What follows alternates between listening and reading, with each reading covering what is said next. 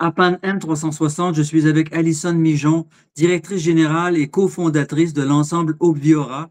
Obiora, qui est un orchestre de chambre montréalais qu'on connaît depuis quelques années et qui se démarque dans le paysage de la musique classique et de la musique moderne, de concert, parce qu'il représente la diversité montréalaise, québécoise, canadienne dans ses œuvres choisies et aussi dans son personnel, dans le personnel des interprètes.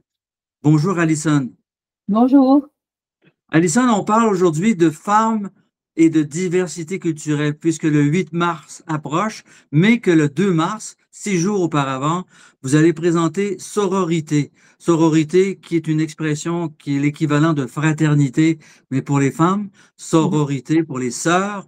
Et donc, ce programme implique, évidemment, on s'en doute bien, des œuvres de femmes et qui mettent en relation des femmes interprètes, musiciennes, compositrices et aussi qui font valoir le travail des femmes dans la diversité culturelle locale et internationale.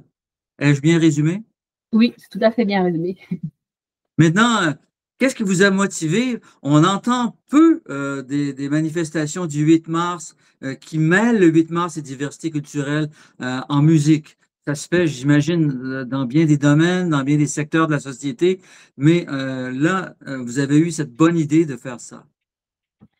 En fait, c'est parce que justement, on trouvait qu'en musique classique, mais comme dans plein de domaines, les femmes sont pas forcément assez bien représentées, même s'il y a des efforts qui sont faits.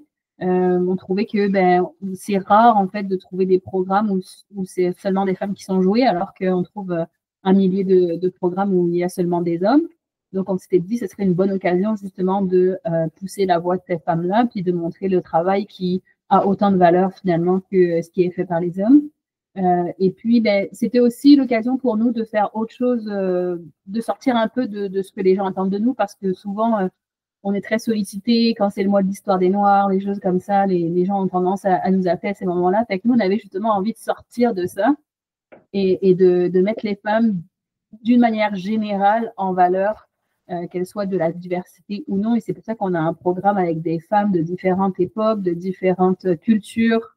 Et pareil pour les interprètes qui sont sur scène. Et c'était ça, en fait, l'objectif, c'était vraiment de montrer les femmes dans toute leur singularité, mais à la fois dans le fait qu'elles se retrouvent et qu'elles créent justement cette sororité. Et vous vouliez un peu sortir enfin, pour vous, c'en est un. Pour la plupart des gens dans la société canadienne ou québécoise, c'en est pas un. Le mois de l'histoire des Noirs est toujours, gagne toujours à être connu, mais vous étiez un peu là de vous faire solliciter surtout pour ça, alors que vous avez tant d'autres occasions de manifester le talent, la créativité des Afro-descendants et autres représentants de la diversité culturelle au Québec et au Canada. Oui, c'est ça, parce que du fait de notre mission, évidemment, on célèbre, que ce soit des personnes afrodescendantes ou de d'autres communautés culturelles à l'année longue. Donc, on avait envie un peu de se détacher de cette, entre guillemets, obligation de faire un concert pour le mois de l'histoire des Noirs, et c'est pour ça qu'on a décidé de le faire au mois de mars.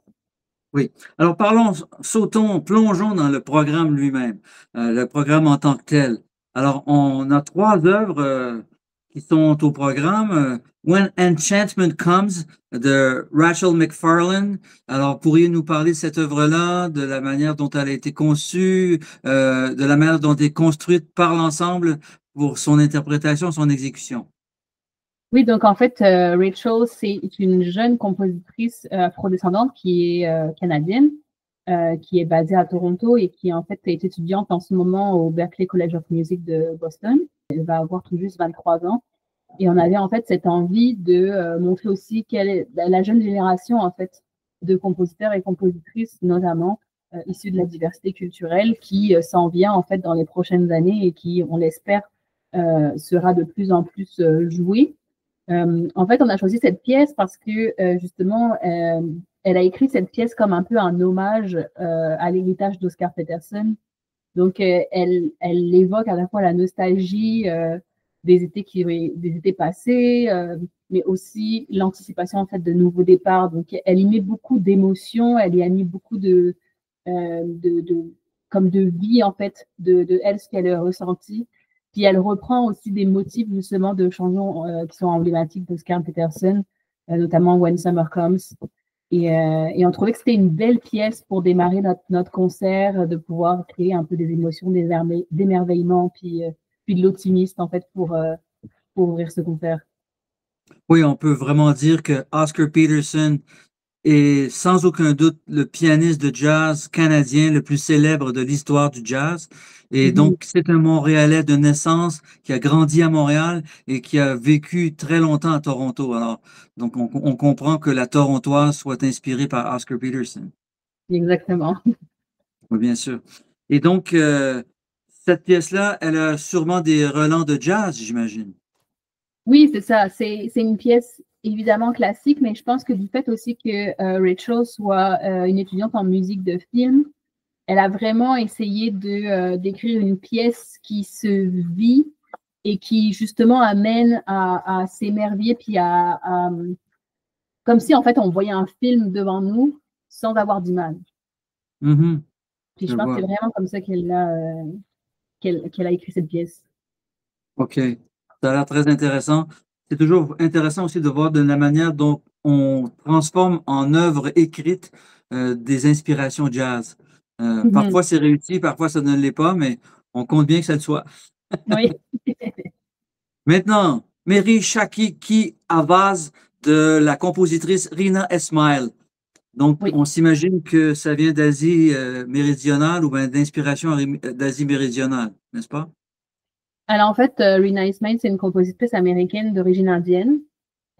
Puis elle a vraiment créé cette pièce sur la sororité. Puis c'est vraiment la pièce maîtresse de notre concert.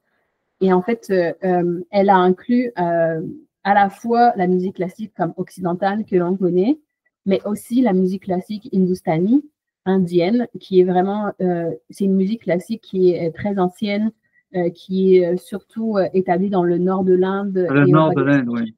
Bangladesh et Pakistan.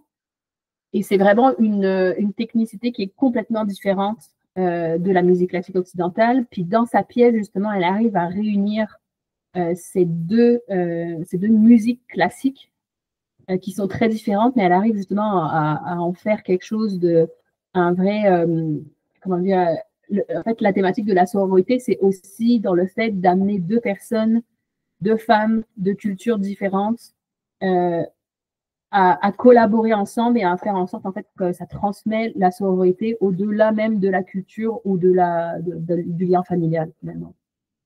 Oui. Et pour ça, vous avez, ouais, quand vous parlez de deux femmes, quelles sont ces deux femmes?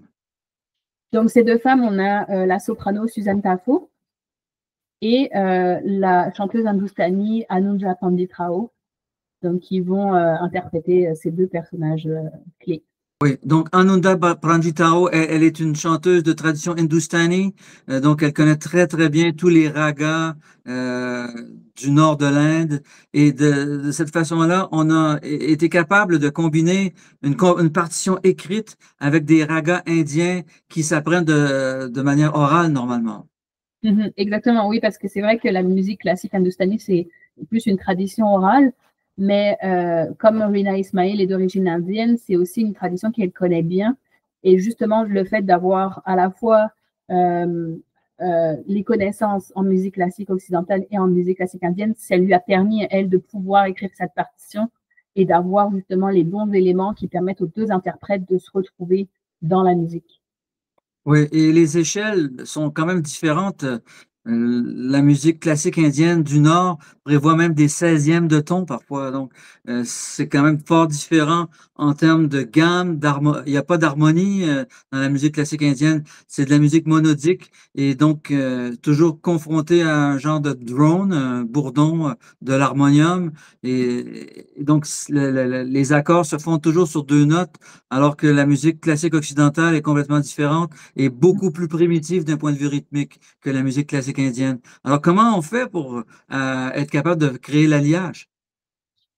Ben, en fait, c'était vraiment, ben, c'est sûr que tout part du travail de Rina Ismail. Elle a l'habitude de travailler à la fois avec des artistes lyriques classiques et à la fois des artistes hindustani ou même d'autres traditions en fait musicales. Puis c'est vraiment comme ça qu'elle a réussi imbriguer les deux. Je sais qu'elle travaille beaucoup avec notamment une artiste qui s'appelle Saïli Oak, qui est aussi une chanteuse hindoustanie.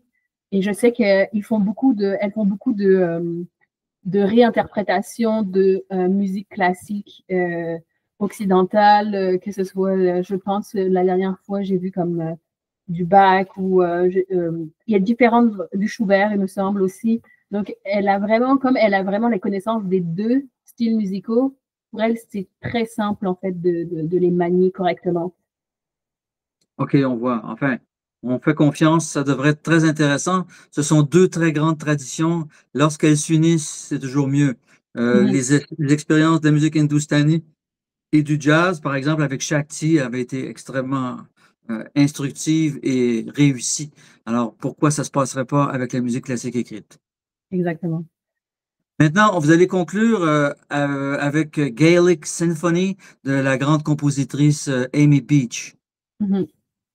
Donc ça, c'était une pièce qui a été proposée notamment par notre chef invité, Jana Saylor, parce qu'en fait, on cherchait une troisième pièce qui à la fois s'ancrait dans la thématique de notre concert, mais aussi qui avait vraiment une symbolique par rapport à ce qu'on voulait mettre de l'avant. Puis c'est vrai que ben, Amy Beach, effectivement, c'est quand même l'une des premières compositrices dont les symphonies ont été produites à grand public, ont été mises de l'avant ou à une époque où c'est vrai que les compositeurs américains étaient quand même moins connus sur la scène internationale.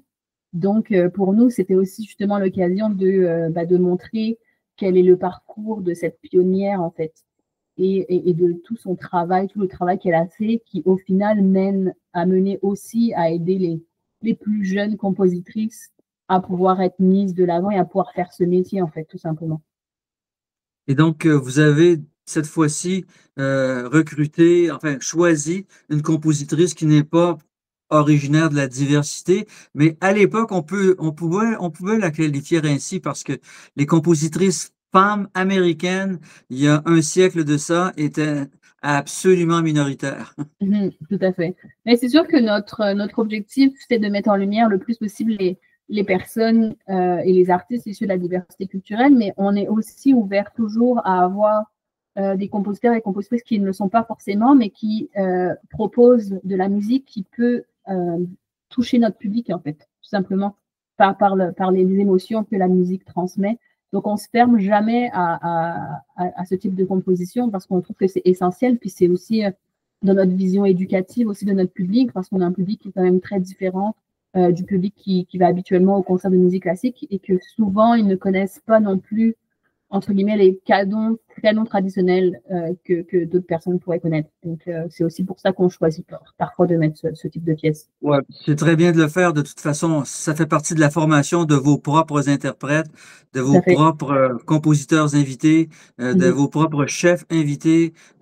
C'est sûr que l'univers classique va devenir, si l'humanité évolue dans le bon sens, de plus en plus diversifié et de plus en plus multiple, donc Mhm. interculturel. Donc le patrimoine classique occidental, européen, blanc va toujours occuper une place, mais va devoir la partager avec beaucoup d'autres. Exactement. C'est plus dans l'idée justement de partage et d'inclusion, en fait. Vraiment dans cette optique-là qu'on a créé le programme de ce concert. Alison Mijon, directrice générale de l'ensemble Obiora, qui présente un programme dimanche le 2 mars à la salle Pierre-Mercure, un programme qui s'inscrit dans la Journée internationale des femmes qui normalement est le 8 mars, mais le 2 mars, ça fera pareil et on présentera le programme Sororité avec 3 œuvres composées par des femmes. Merci beaucoup, Alison Mijon. Merci beaucoup.